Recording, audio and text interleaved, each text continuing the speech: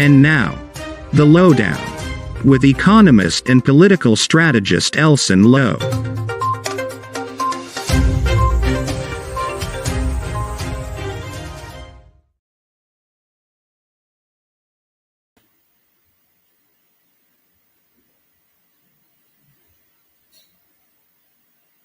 Good evening, folks, and welcome to another edition of the Lowdown. I'm your host, Elson Low. It's another Saturday night. We're a few minutes late, so apologies for that. But I can guarantee you that it'll be worth the wait. We've got a really interesting show for you guys tonight, especially if you've seen the new Batman movie or if you like that series of comics. Now, one of the things that I wanted to do this time around is to give you guys a sense of what's been going on in over the course of the week, some of the funny events. So we'll chat a bit about that. But while I have you here, if you could share the link, that'd be great. Share the link. Let's try and get as many people as possible watching. We want everyone to get a chance to have a laugh with us tonight. And of course, it's going to be fun and interesting. Here on the Lowdown, we try to, as much as possible, keep it light, have a laugh about national development, youth issues, important issues, but we want to share it in a light way so that everyone can kind of understand what's going on, but at the same time, have a good time. And as it's Saturday night, of course, that works well. Now, it's also Pagua, so I wanted to say happy Pagua or Holi to everyone out there celebrating, and I hope you guys have a really fun weekend as we wrap up this particular holiday. So yeah, share the link, folks. Share the link. Let's try and get as many people watching as possible. As I mentioned, tonight will be a Batman-themed show. We're going to be discussing. First off, we're going to be discussing the Demerara Harbor Bridge and some interesting events around the bridge. That's where a lot of the Batman metaphors will come in. We'll also be we'll have on Denroy Tudor, who is a city councilman and executive member of the GYSM, Guyana Youth and Student Movement. So he's going to come on for a quick chat with us, which should be fun. And then we're going to close off the show with some information on how you can get registered at GCOM. But also, we're going to talk a bit about resumes. Of course, we brushed on this in our last show. We brushed on resumes, but we're going to talk about that in a bit more depth. And hopefully, that will help you guys to, the young people amongst you, but also, anyone who's looking for a job, will help you to get a sense of what a good resume looks like and how you should shape your own resume to improve your chances of getting a job. It's important that everyone is able to access the opportunities that the oil and gas economy will bring. And, that's perhaps a more challenging professional environment than some people may have had in the past. So we want everyone to have an access to understanding how to go about getting things done, like your resume. Of course, last week we spoke about networking and how you can network in order to get a job in the oil and gas sector. And I hope that was beneficial for you guys. So tonight we'll continue the discussion by talking about just a few quick tips about the resume and how to approach that. But yeah, so share the link, guys. Share the link. Let's try and get as many people on board as possible tonight. As I said, we're gonna have a quick chat about some funny things in the news recently. After that, we're gonna talk a bit about the Demerara Harbor Bridge, and then we're gonna close off with some information about getting registered at GCOM and about how to sort your resume out. So that's tonight's program. We've got a guest on as well, Denroy Tudor, who's a city councilman and executive member of the GYSM. So we'll be happy to have a quick chat with him. Now, without any further ado, let's have a quick chat about some of the funny things that have happened over the course of the week. I'd start off by saying, there's been some increases in prices. Someone put up something about the price of cooking oil. That has increased substantially. that is really gone up over a period of time. You know, I think our operators could put up the image about cooking oil. Yeah, yeah, there you go. You know, a big price increase from 1,800 to 4,000. You know, I mean, obviously the pandemic has caused food prices to go up a lot. But we've seen really sharp increases.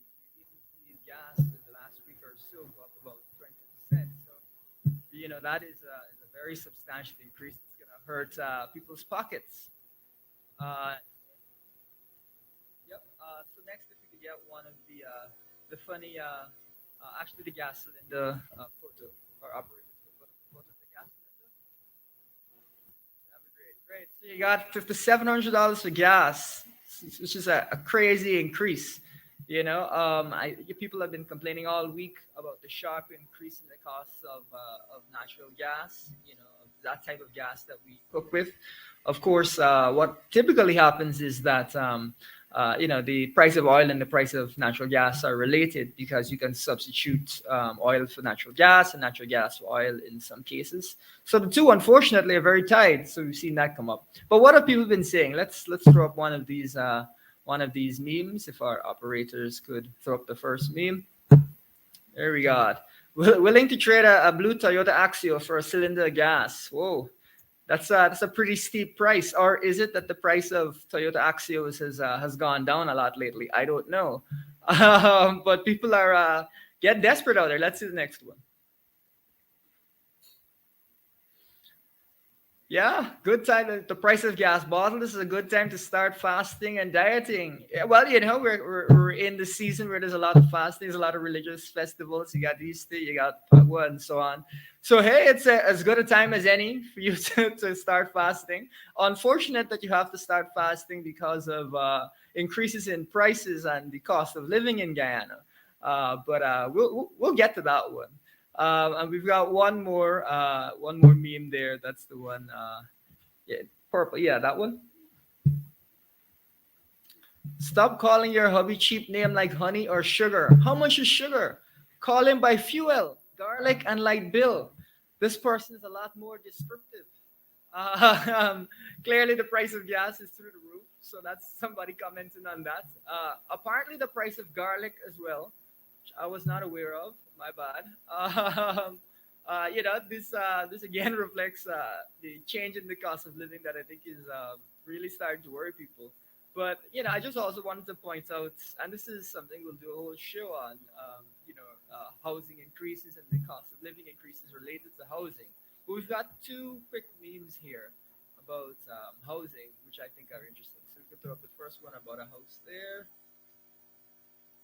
Yeah, so we got a flat house here that's renting for $645,000. $645,000. Now, you know, this is in Providence, but I would, of course, remind our viewers that the national minimum wage is $44,200. So that that's what 12 times the national minimum wage, more than 12 times the national minimum wage. That's pretty serious, and it's for a flat house. You know, we've got another image of a house there. If we could drop that one in. Yeah, so a flat house, $645,000. But even better, we got a 3 bed, 4 baths house for 6,500. Now I can only imagine it's not 6,500 Guyana dollars, but 6,500 US. And so that is a serious chunk of change. 6,500 US. What's that? $1.3 million monthly rent for a house. So these are some pretty shocking numbers to be seeing. Very shocking, you know. 645,000 or whatever it was. What's that, like 3,000 US, give or take. $3,000 rent. To give you some context, that's the rent for some place in Manhattan or San Francisco or London. You know, I mean, admittedly, there's probably more room in that flat house, but you know, we're getting to ridiculous numbers. And I think for young people, you know, who obviously aren't going to be earning huge amounts, to be considering rents that are on that level, I think is going to raise eyebrows and really raises some serious cost of living questions now, but also in the future. So it's definitely something to think about. And as I said, Facebook has been exploding with these types of memes over the course of the week as people express a significant amount of concern. We've got one last meme, and then we'll skip across to the talking a bit about the bridge and so on. And that's the one regarding the road. Yeah, so every month is next month and 95% completed. So this is the Echo of the Mandela alternative link, which, it keeps on keeping on, but apparently each month this person is looking optimistically to see the road, but the road is not arriving. And, the ministry is not saying, oh, it's 97, 98, 99. It's the same 95%. So what is going on with the road? And, we'll talk a bit about the traffic situation on the East Bank, which obviously the Demerara Harbor Bridge is supposed to help to alleviate that traffic situation. It's a little unclear for reasons that I'll indicate that that will actually be the case, but that's the purpose of the bridge, really. And obviously, we've got an existing bridge that's quite old, so there's need for a new bridge. But that's something that we'll get into in our next segment. And so, just jumping right into it. For those of you who have seen the Batman, it's a hotly anticipated movie. I think it was about 2 years that people were waiting on that film, obviously because of the pandemic and so on. So that was quite a long wait and very unfortunate, to be honest, if you're into that type of film. But essentially, we're going to use some metaphors from that. We're going to use some of the characters from that film to help you to understand some dynamics around, potential, procurement fraud and how procurement fraud works in the country or could work. Just theoretical things, and hopefully you'll be able to get a bit of an idea of how these things work, and you'll be entertained, in the same minutes. Now, just to talk a bit about the Demerara Harbor Bridge, it's established in since 1978. It's been in service throughout. It originally was supposed to have quite a short lifespan, but the lifespan is now indefinite because the bridge is modular. It can be fixed and adjusted as time goes on. So whenever there's a problem, you can just fix the bridge. So it can continue for some time, but of course, it can't really meet the needs of the society that grows, and it already carries 18,000 give or take cars every day. And of course, that is a substantial strain on any bridge, but for one that's old as that, that's already going to be a big strain. And as the country grows, it won't be able to meet that capacity. This is one of the reasons that we have such substantial traffic around the bridge area. Some people have said that going across and coming back over, you're talking about an hour and a half because of the traffic, which is again very concerning if you have to do that regularly. An hour and a half is not no time; it's a lot of time. Now, this bridge, the coalition governments had put together a feasibility study and designed a new bridge to be built from Houston to Versailles. About $170 million for that. However, as with the change in government, we saw a decision to redesign the bridge, and so that has resulted in a bit of a delay, coming on to a 2-year delay now, actually for that bridge to be built. Because it's a whole fresh design. However, it is important to take note of the cost, the real cost of pushing projects back in this country. And it's something that we don't talk enough about.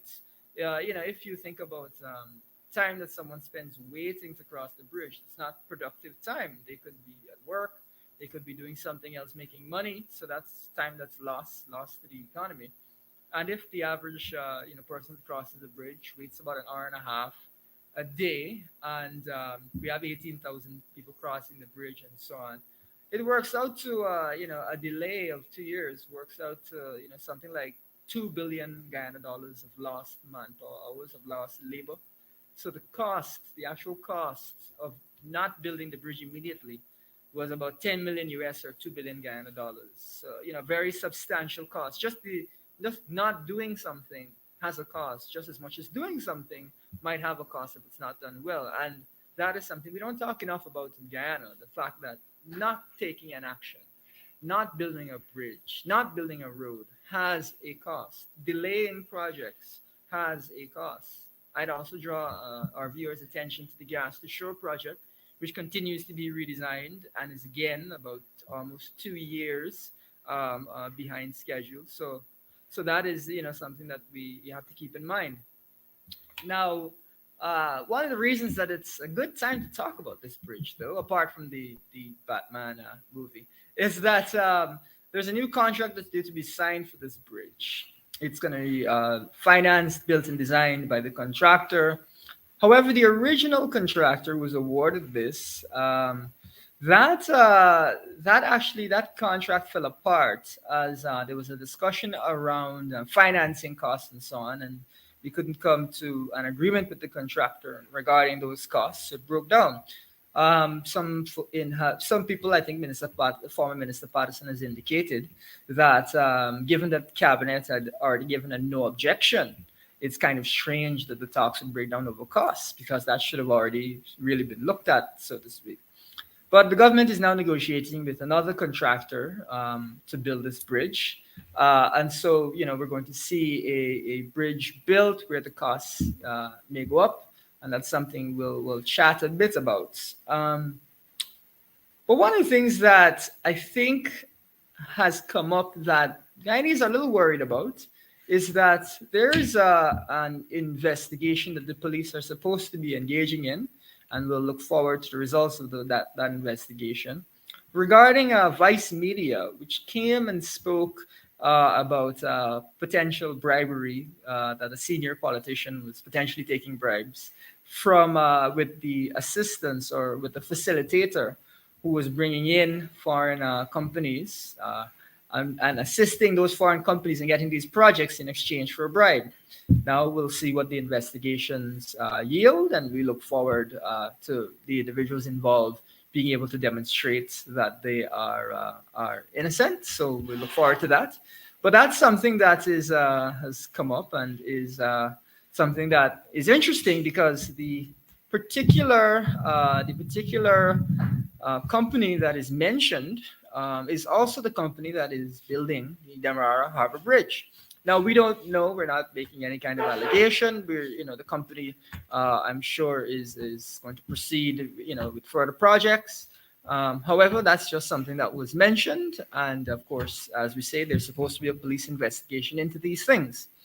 But what I want to do tonight is I want to give, Guyanese a sense not of what we think is happening or what make any kind of allegation, but I just want Guyanese to understand, how does procurement fraud work? What really is that process, and how does it involve politicians, go-betweens, international companies, and so on? And you can learn from this and apply it to different things that you see in Guyana and ask for yourself these questions. And so essentially, we're going to talk about three characters. The first is we're going to talk about the mayor. So if you can get the picture of the mayor up. So we're going to use this mayor as a stand-in for any kind of government authority. There you go. You got the mayor. Looks like a nice, friendly guy. Love his haircut. So let's take him down now. And next, we've got a picture of the penguin, right? It's a famous character from Batman, the penguin, who's the go-between, goes between the mayor and the other individual. And we could throw up the picture of the falcon. Now we've got a falcon. Yeah, looks so happy, so cute. That's the cutest picture of a falcon that I have ever seen. And the falcon is the person who wants to engage in whatever corrupt transaction. And so, these are three elements that you often see in procurement fraud. And so I'm just giving you a sense of the theory and how these things could work. And I'll break down some events and just giving you a sense of what could have happened, could be happening, might happen. Of course, this is all hypothetical. We don't know. And it's just a theory about how these types of structures work. So it's a bit of a lesson in general procurement fraud, but you might find it interesting. And so let's start off by saying that if you could bring up our friendly hawk. So our very friendly hawk spots an opportunity and wants to take part in it, but is aware, has a sense that the mayor will only respond if you have, if you're willing to offer a bribe, to get the business. So let's throw a picture of the mayor. We got our friendly mayor. So the friendly mayor will only allow you to get the business if you're willing to provide a bribe, right? So that's the first step. But of course, the hawk doesn't know the mayor personally, and maybe the mayor doesn't want to be seen talking with the hawk to arouse suspicions. Now, what happens is that the penguin, well, bring up the friendly penguin there. Friendly, so cute, such a cute penguin. So the penguin now is going to connect the mayor and the hawk by speaking to the mayor to get the contract details sorted out, and then by going to the hawk and telling the hawk, hey, this is going to be the amount that the project will cost. You should bid around this amount or below this amount. Now, it may not be that the project costs anything near that amount, but because the authority, the mayor, is in charge of the process, the mayor can actually set what the project cost is going to be. They themselves can decide, well, we're going to make the project cost this, even if that's not a satisfactory cost, because they're in control of the process on that end. And so let's say the bridge might actually cost 500 million US. The mayor can say, all right, we're going to put up that it only costs 250 million. And so anyone with a bid that's close to that, the lowest bid, would get in. Now the mayor communicates through the penguin to the hawk, and the hawk now will go and put in a bid for 500, for 250 or some low amount, and that is how the hawk will be able to access the bid. So the hawk is able to get the bid. Now, the other thing that is very interesting is this. Remember the actual cost, let's say in this hypothetical, the actual cost is 500 million US for the bridge, but we only bid 250. Now, what's going to happen is that over a period of time, the hawk will keep talking with the mayor through the penguin about ways to increase the cost, increase the spending. And so what will happen is that the project will take much longer than it's supposed to take, and the costs will keep going up and up. And as these costs increase, each of them be inflated so that the mayor, the hawk, and the penguin can all get a cut back, from this particular project. So the project will take a long time. The costs will keep going up, and you'll keep seeing adjustments all the time being made. And those adjustments may be to the benefit of these three characters. Now, it's up to Guyanese to decide whether this fits any narrative of any national infrastructure projects or otherwise that we see in the country, where the project takes much longer, it seems to never end, and you keep seeing costs pile up and pile up. And when you compare the project perhaps to similar projects, you notice that you're not getting anywhere near the value for the amount of money that was spent.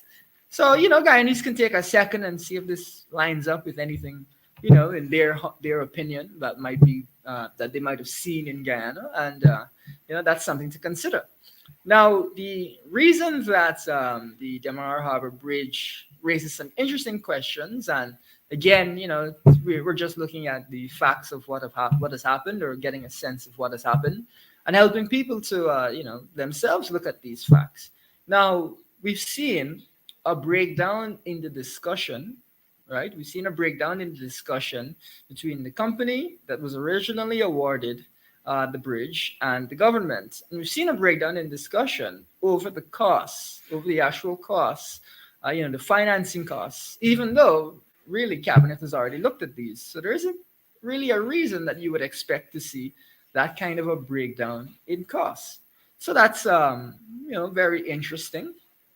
But what happened with the Vice News article is that it alleged that the Vice News interview is that it raised a lot of allegations. Again, this is something the police are looking into, about whether there's some sort of a breakdown between the penguin, as you will, the go-between, and the mayor, the actual authority, and the company. And so maybe if there was a dispute, let's say that the mayor decided that he, wasn't willing to pay the full 500 million and wanted to reduce it, that would obviously cause a problem with the hawk. And that might raise a problem for the penguin, who's the go-between these two. And the penguin might get frustrated and might want to, get back at the mayor somehow. This is again, the hypothetical. This is the theory as to how procurement fraud might work.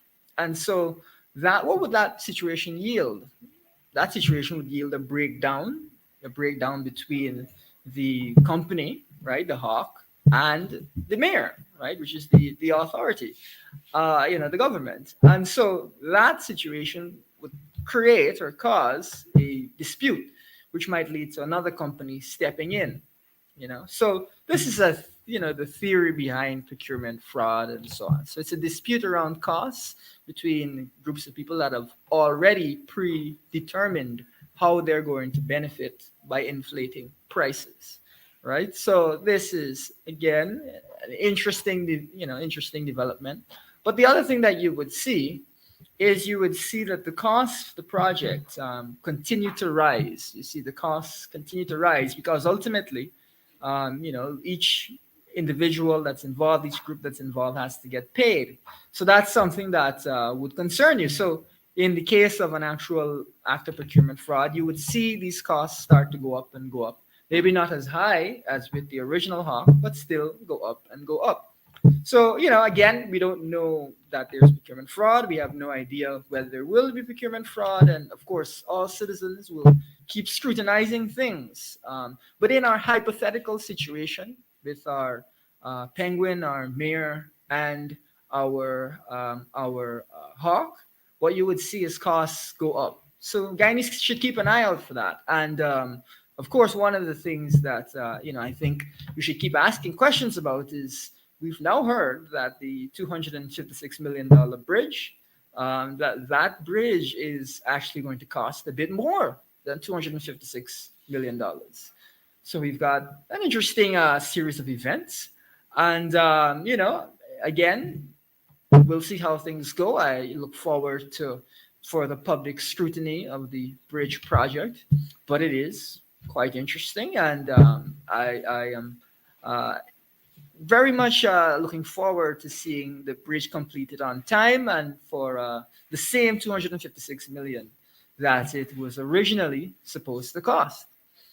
Now we've gone through how exactly, this penguin, this hawk, this mare, how this hypothetical situation would work. And hopefully that will help you to get a sense of how procurement fraud in general works. It's really a situation where the three actors or even two actors, even if it's just a contractor and an authority, will coordinate to set up a particular price, which is above the actual price of the project. And they'll either through short-term changes or through long-term changes find a way to inflate that price and to get some of that money for themselves. So that's how procurement fraud works. It's a good lesson, I think, for Guyanese to know, and hopefully our little analogy with the mare, the penguin, and the hawk worked out. Let's get a picture of the mare up again. Quick picture of the mare there. All right, there he is. Let's get a picture of the penguin, and then let's get a picture of the hawk.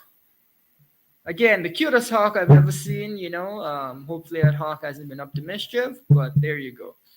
So those are, some of the interesting things that, there are to discuss as we talk a bit about the Demerara Harbor Bridge. But in addition to that, as I mentioned before, sometimes technical people will reach out to me with tips, give me a sense of what's going on. And one of the things that they've talked about is, so this bridge, and if we could bring up a picture of the Demerara Harbor Bridge now, this is the actual bridge design that is intended to be used. So you can see that you have the existing bridge there already. That's a straight line to the top of the screen. Then you've got the big curved bridge at the bottom. And, the first thing I'd ask is, does anything look kind of strange about this new bridge? Well, of course, it's got a big bend in it. That's kind of strange. In fact, I've hardly seen any bridges that don't absolutely need a big bend have such a big swerve. And so that's something that's been pointed out to me. It's going to perhaps cost substantially more than first estimated, and that may be a dispute that comes up. So again, this is something that's been pointed out by a technical person.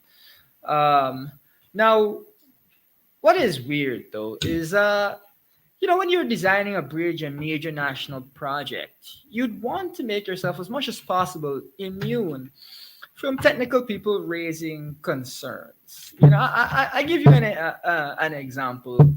If you can throw your mind to the last time that you wrote an exam or a test or anything, one of the things that you have to do is you have to turn over on the last page to see if there's anything at the back, right? You got to check and see if there's anything on the back page. There might be a couple questions on the back page. And if you don't turn over and check the back page, obviously you miss out on those questions. And I've been in exams where friends of mine have said, What back page? There wasn't a back page, but there was a back page, and so didn't work out the best for them. This design by the government feels a bit like when you do an exam but you forgot the back page, because it looks very strange having that huge shift as opposed to having, and let's bring up a picture of the bridge again to remind our viewers, as opposed to having a nice straight line from one end to the other, you've got this very protracted bend.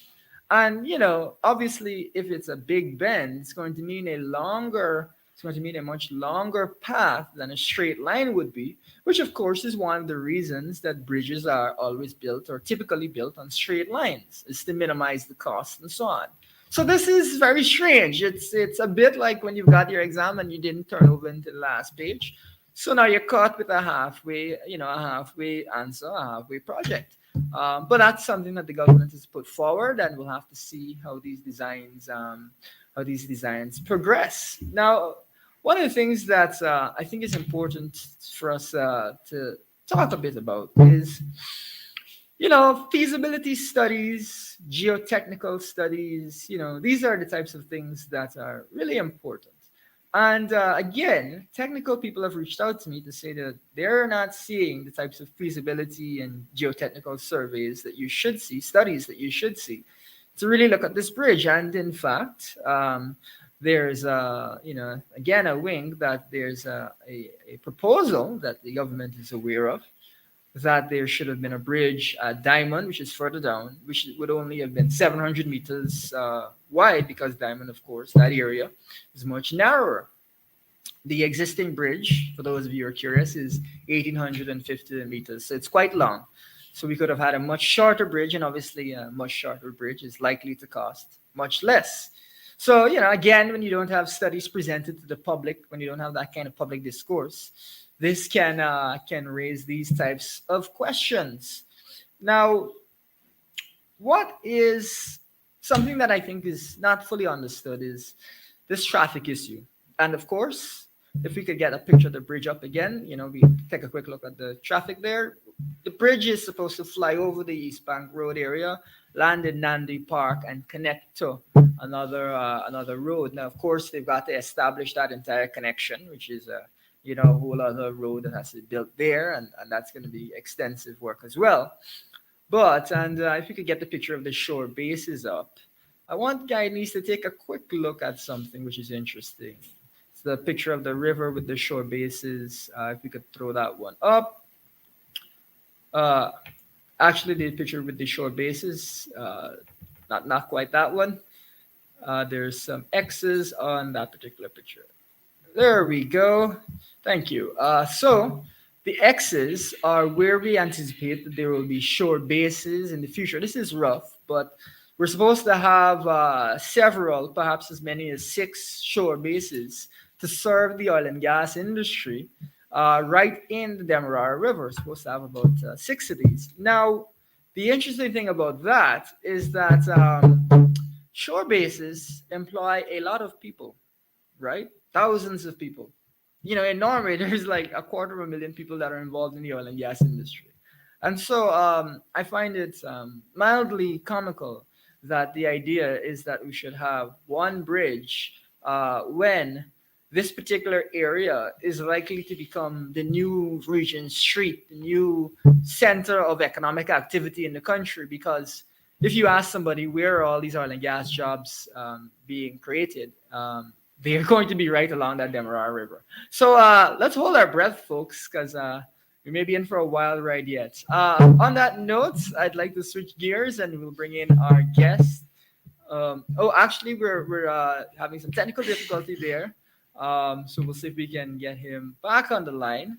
But in any case, that's the tail of the tape as far as the Demerara Harbor Bridge is concerned. We've got some interesting questions to be answered. We're gonna wait to see how the bridge progresses. But there's some, I think, reasonable concerns. Now, apart from that, we've got some information coming out of GCOM. So if we could get up the GCOM slide there, uh, and that essentially, it's important for Guyanese to be aware of the registration process that is taking place right now. And so, if viewers, you can read that and get a sense of it. But essentially, any Guyanese or under a certain age should be registered. This is an important process. You have a sense of the documents that are required, from your birth certificate to your passport, marriage certificate, anything that shows that there's been a change of your name and so on. Those are all necessary. So take a good read of that. If you're not registered, you're not going to get a national ID card. You're not going to be able to vote. So these obviously are things that I think anyone would want to be able to do. So it's important to get registered. Every citizen should try and get themselves registered as soon as they can, so that we make the process GCOM as smooth as it can be, even as much as the opposition has been calling for reforms, GCOM and a new voters list, in order to get things going the way that they should be going. Obviously the last election was very, very controversial, and we don't want a repeat of that level of controversy.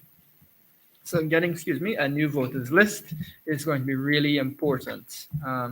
So again, that's something to keep in mind. It's an exercise that's going on currently, and that is going to be a big one, or within the context of what's going on in Guyana, is a very significant exercise.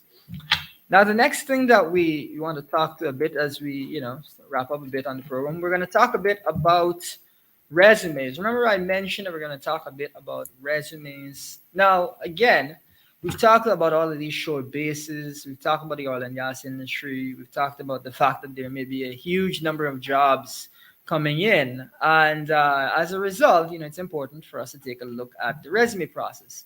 Now, I'm going to show you an example of a bad resume and just point out one or two things to you. So if we could get that one up, yeah, the picture. Great. So we've got just an example resume I grabbed off the internet. And there's a couple things that, you want to kind of keep in mind. One is that as a general rule, I wouldn't include, and a lot of advice is not to include a photograph on your resume. One, because it takes up a lot of space, but two, because it's not necessarily relevant to the job that you're doing unless you're a model or something. And if you're a model, you're not going to submit one photograph. You'll submit an entire book of photographs. So it doesn't necessarily make the best sense to do that. Actually, we've got our guest here. I hate to cut halfway through the resumes, but let's try and get our guest on and we'll come back. So I've just given you a taste of the discussion on resumes, but we're going to have a quick chat with our guest. Denroy, if you're there. Hi, Elson. How are you doing? I'm good. Good to have you on, man. I have we have a power weekend. I hope you've been having some fun. Yes. Happy Holi to all of the persons that are listening in, and to all Guyanese. I'm hopeful that you're out there playing as well. I saw the activities in Alexander Village, Alboystown, Kitty, Region 2, all over. And the beautiful thing about it is to see the unity that is expressed by all Guyanese. I think these type of activities show that no matter what, we can be able to work together as one, and truly that is important as we build a socially cohesive state. Yeah, yeah, absolutely, absolutely. I was in Congress Place. I think it's on Thursday, and I got thoroughly powdered, unexpectedly and thoroughly. So I saw that photo. uh, I saw that it was photo. I saw that it was photo. quite fun. But yeah, so it's a good time. It's a happy time in that regard. And I'm glad that you've been having some fun yourself. So we're just gonna have, as I always say, a light chat. Yes. We're gonna talk a little bit about your role as city councillor and a couple other things. So let's just start off with what's your favorite thing about being a city councillor? What's something that you really like about being a councillor? What I do appreciate a question there, Elson. When when I assumed office of Councillor of Constituency 14 and by extension Councillor of Georgetown, it has been an incredible journey so far. Um, the thing that I consider um, the greatest thing that I love about being a counselor is the fact that we're able to ensure that certain basic rights and basic amenities are afforded to residents of Georgetown. I know that we don't have all of the resources, but the little that we have, we try as much as possible to ensure that certain basic Sure. amenities are afforded to citizens of Georgetown. Yeah, absolutely, absolutely. Okay, so we've got a quick fire round that we always do, and so I'm going to give you a choice, one or the other, and I want you to respond as truthfully as you can as to these quick fire questions. So the first is fruit juice or coconut water? Coconut water, man. Coconut water. Gotta stay healthy, man. Gotta stay healthy. Nice, nice. Okay, okay. Mango or orange? Mango or orange? Stay local. Keep it with that mango, man. Keep it with the Okay, mango. okay, Yeah. okay. Keeping it local. Um, beer or rum? Beer or rum? That's an interesting take. I would go stout. Stout. Okay, okay, I'll walk okay. aside on that one. You want a meal as well as your beer Yeah, must be a whole I'll meal. take, yeah, I'll take a meal. I'll take a meal on that one, man. Sure, sure. Okay. Cricket or football? I think I know the answer to this one, but I'm curious what This you one say. is a very tight one. I used to play for GFC, and I had ambitions in first for him to play for West Indies at some point. Ah, okay, okay. So I would lean towards football in this regard. Big Yeah, well, Chelsea fan. I Big, had a feeling that that yeah, might be something you said. And huge one of the Chelsea jokes fan. that was being thrown out is that now that Chelsea's up for sale, Oh maybe my God. Guyana could have bought them. I'm Um, just pulling your leg there. it's a really tough time for all of us that us as Chelsea fans right now. I bet. We're just watching on, Yeah. hoping. Yeah. All right. Next question is seawall or creek? Seawall or creek. Uh, Creek is a lot of driving. I Mm. don't mind the seawalls. The seawalls is not too bad. All right. There we go. There we go. We got a city boy here, friends. Yeah. Um, cook up or chow mein? Cook up or chow, man. Cook up. Sometimes you need something a bit heavy. Bring in a new year and so on. Yeah. Push-ups or jogging? I'm Don't more of answer neither. You can't answer neither. nah. Push-ups, man. Push-ups. Okay. Okay. Good. Yeah. And Cardio is last a lot. Yeah. last in our quick fire round, plantain or potato fries? Uh, potato fries. Potato Potato. fries. Yeah, Okay. potato fries. All right. Now to switch gears a little bit. I know that you are an executive member. In leadership for the Ghana Youth and Student Movement, and Like to just ask, as a young person in the PNC, as someone who's obviously got an eye on the future of the country and the development of the country, but also, as coming from a youth perspective, what are some of your, or what's your big hope or something that you're looking forward to in Guyana's future? Something that you'd really like to see happen in Guyana, whether it's as a youth, from a youth perspective or on any other perspective. What's something that you're looking forward to seeing in this country? I think that's another good question there, Elsa. Three major things: education, health, and food security. As a nation, well, four things actually: education, health, food security, and infrastructure. I think Sure. as a nation that is developing, I think those are the four major things that we should be looking at for another 15 to 20 years at least. Sure. I believe if we look at strengthen strengthen our education sector, will definitely ensure that the skills or the prowess that a lot of our young people have, it'll be better than the ones that went before us, obviously, so that the exertion that they would have utilized will be less. Progress, progress. So so we have education, we have health. Um, I do believe that we need to take a better and direct focus as to how we deal with health as Guyanese. For me, I think we're not truly health conscious, and this is not a COVID-19 bash or anything of the sort. Um, Guyanese in general, we're not prone to visit a hospital or any health facility unless we are in dire need of it. I would have seen that firsthand in my last portfolio. Ah, yes, I Mm, see. yeah, Sorry to so hear that. Sorry to hear that people are waiting until the last minute to get treatment.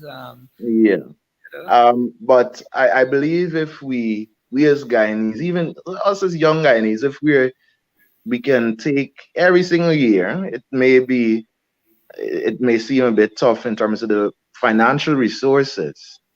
And I do believe this is where government can step in to ensure that a medical can be offered for persons, a free medical to check everything, all the vitals and so forth. Yeah, yeah, For individuals, I think this would be beneficial.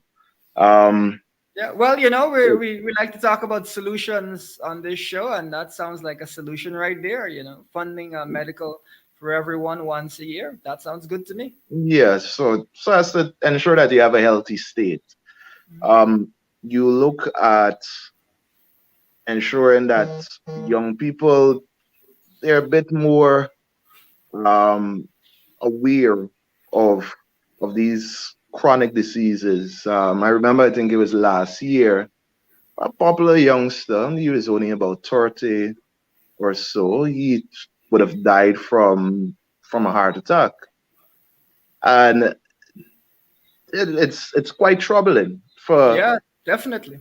to hear about, and it's several youngsters that I know personally that would have died within the last year, outside of COVID-19 and the rampage that it would have caused, not only in Guyana, but internationally, that would have died from these type of chronic diseases. So if I believe if we strengthen that in terms of strengthening our health institutions, ensuring that persons that are suffering from kidney diseases have access to regular um, checkups, everything in that regard, I think it will be beneficial. Then we look at in terms of infrastructure. I know I skipped one. I'll come back to that. In terms of ensuring that the facilities that we have throughout Guyana, they are modernized. And I don't believe that I have no issue in terms of modernizing facilities. My concern as a nation is that I do believe that we need to develop our style as we go. I know it may be difficult considering that we've had such a mixed past. Um, Colonial rule does that to you. Yeah, But yeah, sure. yeah, but I do believe that as we continue to progress as a nation, there's certain facets and tenets that we have to continue to reestablish so that when nations, whether regionally or internationally, look at us, they can be able to say, okay, this is, yes, this may have some influences from the British or the French or the Spanish, but this is a Guyanese design. And even more and more, I'm happy that I'm hearing a lot of our Guyanese architects being involved in a lot of these major projects that I'm hearing about. Sure, sure. So I know there was one more. We said education, we looked at health, and there was You said infrastructure. infrastructure, education, Mm, health infrastructure, there was one more that I had in mind. I'll probably remember it as I'm on this program. But food security. um, That's the other one. food security, yes. With what is happening internationally, I do believe that we have to continue to invest in becoming or regaining that position as the food basket of the region, and as well as perhaps even moving towards being a food basket for, well, may not necessarily be for the world, but the food basket for both the North American region and the South American region.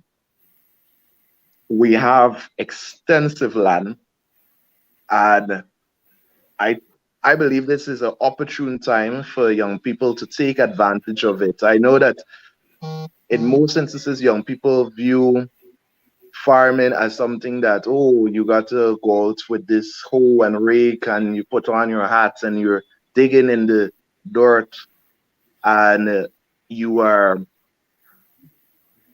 doing this hard toiling around in the ground.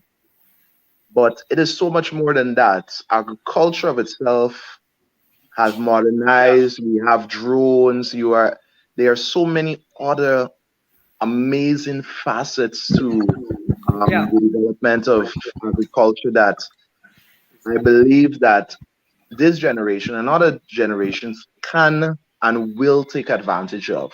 So, Elson, for me, those are the four things that I believe that young people we should be yeah. looking at taking advantage of um, as we move forward as as a nation. Great, great. So thanks so much for that. It's always good to hear youth perspectives on these issues and to hear solution-oriented perspectives on these issues because we want to ensure that we're moving in a direction, and I think that young people can definitely do a lot in terms of moving us forward and getting us to that progress that I think that we all desire. So thanks very much for coming on. A No few of your problem, Elson. secrets have been revealed, like Seawall versus Creek. Uh, and have a fun rest of the weekend. It's always good catching up. You too, bro. Have a good one. All right. Great. So that's city councilor and executive member of the GYSM, Dan Roy Tudor, just giving us a few minutes of his time as the show progresses. Now we're just gonna tie things back off with the resume that we were looking at, just to kind of make sure that we help folks that are tuned in haven't their eye on getting a job in this new economy. So as I mentioned, often a picture is not necessary, and it takes up a lot of space. Space on your resume, in terms of real estate, in terms of space where you can actually put words, is so vital on a resume. So you can't afford to give away any space without it being used perfectly. So if we could remove that and put up the other example of a resume. All right, so we've got another resume here. This one doesn't have a photograph. It actually has lots of words. There's a lot of detail in there, and that, as a result, is something which conveys a lot of information that is useful towards getting a job. All right, now if we could move that. So the other thing that I think often people would miss in their resumes is that it's important not just to use words like went to work or worked in or something to that effect, but rather that you should use active words like delivered, designed, created when you're in your resume. So created five spreadsheets a week to account for stock coming in, or designed a new program to feature in the company report, something along those lines, so that you convey that you were actively involved and that your skills were you were making use of your skills. The other thing, of course, that talking about skills is so important is what you're trying to do on your resume is to convey that you have certain talents, abilities, skills, capabilities that will be valuable to your employer. That's what you're trying to do. You're trying to convey that you have things which will be valuable to your employer. So that's really what you want to do. That's kind of your goal. On a different track, one of the things that is really important to note is of all the documents that you could make a mistake on, your resume is not one of those documents. So look over it a million times, edit it, go over it again and again, because I've heard employers say that the moment that they see a mistake on a resume, they're wondering whether in some other form of work, you're actually going to make a mistake there as well. So try to avoid as much as possible a mistake on your resume of all documents. You should keep your resume relatively short. It should be no more than 1 page. Unfortunately, a lot of people don't read past the first page, so keep it short and sweet in that regard. It's got to be short and sweet. And one thing that people sometimes maybe don't do is, for every different type of job, you may be applying to different companies, different types of roles, you should adjust your resume to reflect the experiences you've had that are most relevant to that particular job. And so that's something that you have to do, unfortunately, quite a bit if you're applying to different industries and different types of jobs. But it's important because it will allow you to put your best foot forward and put forward the best possible vision of yourself or image of yourself.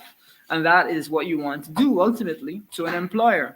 So that's a bit of information on resumes. We'll continue the discussion on how to get a job in the oil and gas industry and how to get your business active in that industry, and a couple of other areas that are tied to that I think young people might be interested in.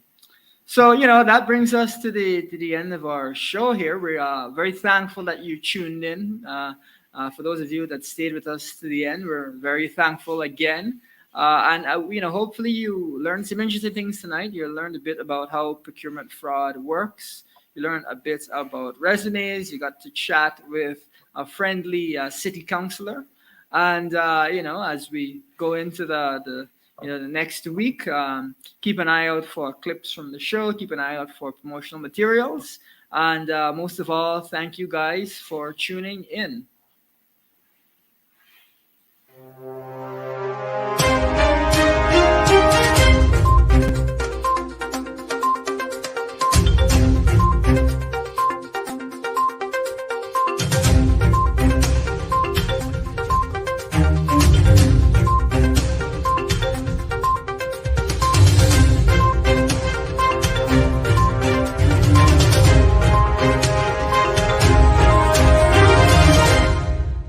Thank you for watching our program.